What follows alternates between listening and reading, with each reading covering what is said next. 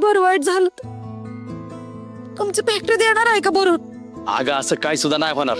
हे बघ, पाहिजे तर मी राणीला फोन लावतो, तू बोल तिच्या बरोबर, म्हणजे वाईस जरा तुला बरं वाटेल. ये.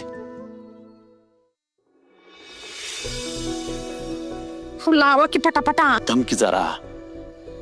काय झालं उद्याला का नाही?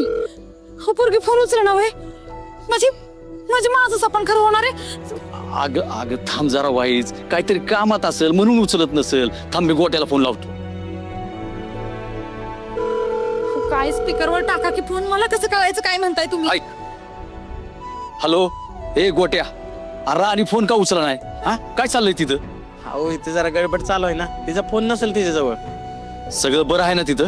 हा, सगळं ठीक आहे. सगळी पेटून उठल्यात, मन लावून काम करतात. जरा धावपळ चालू आहे ना, म्हणून राणीनं फोन उचलला नसेल. गोट्या खरं सांग, तू खोटं बोलत नाहीस ना? माझी राणी बरी आहे ना?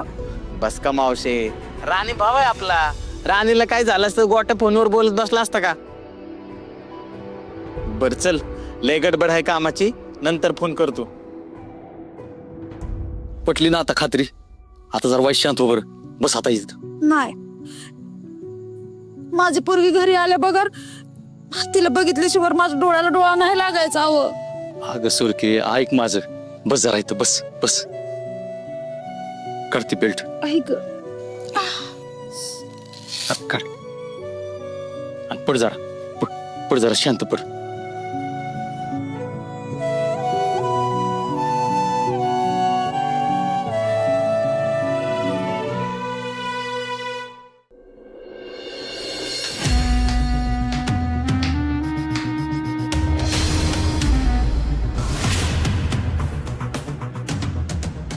उर्मिला, काय ग, काय झालं? स्वतःला विचारा ना काय झालंय ते.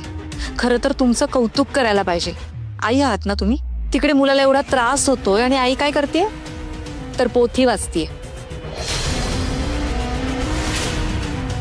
अगं उर्मिला, अगं काय झालंय? काय काय घडलंय का?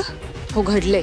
तिकडे तुमच्या मुलाला नोकरासारखं राबवतायत, त्याचे हाल करतायत आणि हे सगळं करतय कोण तर तुमचा लाडका इंद्रा, तुमच्या जावेचा मुलगा. उर्मिला, अगं पण इंद्रा पण विकी बरोबर काम करतोयच की. हो तो करणारच ना, कारण तो कंपनीचा MD आहे. आत्ताच कंपनीला खूप मोठं कॉन्ट्रॅक्ट मिळालेलं आहे आणि कंपनी ज्यावेळेला 1 नंबर पोझिशनला जाईल ना त्यावेळेला त्याचंच कौतुक होणार आहे. बरं, स्वतःचं कौतुक करून घेण्यासाठी तो इतरांचा जीव धोक्यात का घालतोय?